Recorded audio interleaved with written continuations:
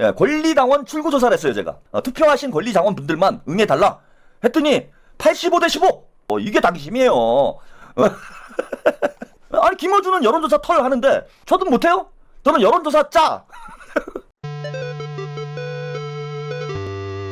일단 여론조사를 한 10% 정도는 정청래가 앞서고 있는 것 같아요. 그거는 이제 김어준 효과죠. 예. 그리고 대형 유튜버들이 김어준만 이런 게 아니고 뭐 김어준, 이동영 얘네들이 뭔가 중립적인 척하면서 결과적으로 다 정청래를 밀어줬어요. 그래서 엄마 좋아 아빠 좋아 플레임에 정청래는 친문이고 박찬대는 친명인데 이 구도를 만들었어야 되는데 김어준이 프레임을 선점을 해버린 거지. 둘 다 친명. 이 프레임을 선점을 해버린 거예요.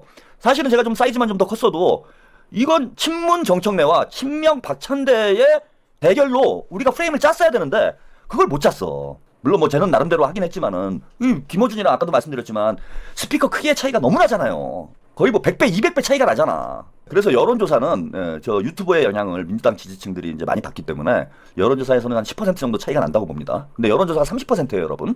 30%고 대의원은 그럼 대의원 어떻게 될까? 대의원은 의원들, 지역위원장들의 영향을 많이 받아요. 민주당 의원의 거의 뭐 90% 이상이 지금 박찬대 후보를 지지하고 있는 상황이야.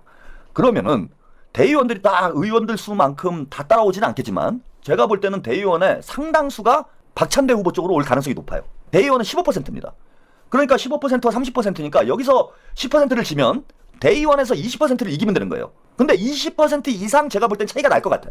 민주당 의원의 152명이 박찬대를 지지를 하는데 그 의원들이 거의 대부분 대의원을 선임을 하는 거예요. 그러면 의원의 거의 90%가 박찬대를 지지를 하기 때문에 적어도 제가 볼 때는 그 대의원 투표에서 6대4 이상은 나올 거다. 그럼 6대4가 나오면 20% 차이죠. 그리고 여론조사에서는 10% 정도 차이가 날 거다. 이렇게 보면은 대의원 표하고 대의원에서 더 나올 수도 있어요. 대의원 표하고 여론조사는 제로 상쇄가 돼요. 그러니까 지금 동점인 거야.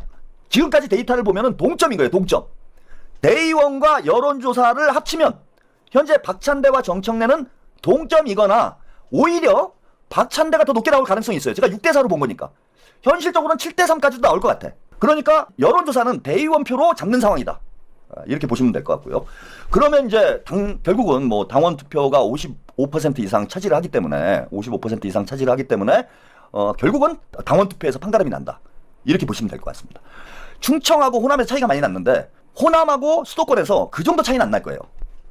그 정도 차이는 안 나고 제가 판단하기에는 수도권, 인천에서는 어쨌건 박찬대 후보가 매우 유리할 겁니다. 인천에서는 매우 유리하고 그 다음에 경기에서도 박찬대 후보가 유리할 거예요. 상당히 표 차이가 많이 나고 날 것이다. 꽤 많이 앞서 나갈 거다.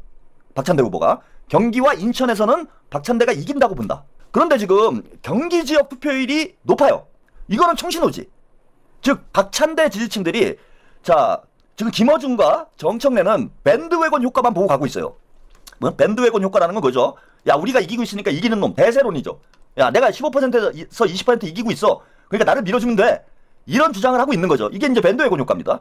그런데 밴드웨건 효과의 반대로 언더독 효과가 있어요. 저렇게 많이 벌어져 있다라고 주장을 하고 김어준이 막 35% 이상 막 벌어진 여론조사를 발표를 하면은 박찬대 지지층이 결집하는 현상이 나타나요. 그래서 지금 경기 지역에서 투표율이 높은 거는 경기 지역 투표율이 높은 이유는 박찬대 지지층이 결집하는 언더독 효과가 나타나고 있는 것으로 저는 분석을 합니다. 언더독 효과가 나타나고 있다. 그래서 경기 인천에서 상당 부분 저는 박찬대 후보가 이길 수 있지 않겠냐. 그리고 박찬대 의원을 지지하는 의원들이 대부분 수도권에 밀집이 돼 있어요. 수도권에 많아. 수도권에서 지금 선거운동을 엄청나게 할 거예요. 그리고 정청래 후보와 정청래 지지층들이 전략을 잘못 짰어. 민주당 의원들을 자극했어요. 안태준 의원, 그동안 우리가 잘 모르는 성향이 잘 드러나지 않는 의원이었어요. 근데 이분이 SNS에 글을 올렸어. 뚜껑 열린 거야. 뚜껑 열려. 화나게 만들었다는 거야. 민주당 의원들을 화나게 만들었다. 그래서 일반적으로 볼 때 민주당 당원이 지금 뭐 한 20만 정도 될 거예요. 120만 정도 되는데 50%는 온라인 당원이라고 봅니다. 그러니까 오프라인 활동을 거의 하지 않는 분들이죠. 이게 50%고 오프라인 활동, 즉 그 의원이나 지역위원장들하고 접촉이 있고 지역위원장들이나 의원들의 영향을 받을 수 있는 당원들이 50% 정도로 봐요. 근데 실제 이제 투표율은 높아야 한 60% 되겠죠. 그러면은 120만 중에 80만 정도가 투표를 하는 겁니다. 그러면은 절반 이상만 받으면 돼요. 한 40만 표 정도만 움직이면 되는데 자 의원들 152명이 지금 정청래가 갈라치기를 하고 당원들하고 싸움 붙이고 문자 폭탄 보내고 이러면서 상당히 제가 볼 때는 뚜껑 열린 상황이 됐을 거다. 매우 적극적으로 움직이지 않았겠나. 그렇게 기대를 합니다. 예. 그래서 지금 경기 지역과 수도권 지역에서 투표율이 좀 높은 현상은 그런 현상으로 좀 저는 보지 않겠나 이렇게 보이고, 이렇게 보면은 제가 볼 땐 서울보다 경기 인천이 더 많기 때문에 수도권에서는 박찬대 후보가 앞설 가능성이 높다. 어느 정도 표가 될런지 모르겠는데 앞설 가능성이 높습니다. 그러면 결국은 영남하고 충청에서 뭐 정청래가 3만 표 정도 벌어놨는데 그거는 수도권에서 다 따라잡습니다. 예, 그거 충분히 따라잡고 추월을 할 거예요. 그러면 호남에서 한 표만 이기면은 박찬대 후보가 이기는 싸움이 될 거다. 저는 그렇게 봅니다. 그래서 여론조사하고 달리 제가 볼 때 여론조사하고 달리 오히려 판세는 박찬대 후보가 다소 유리한 판세로 봅니다.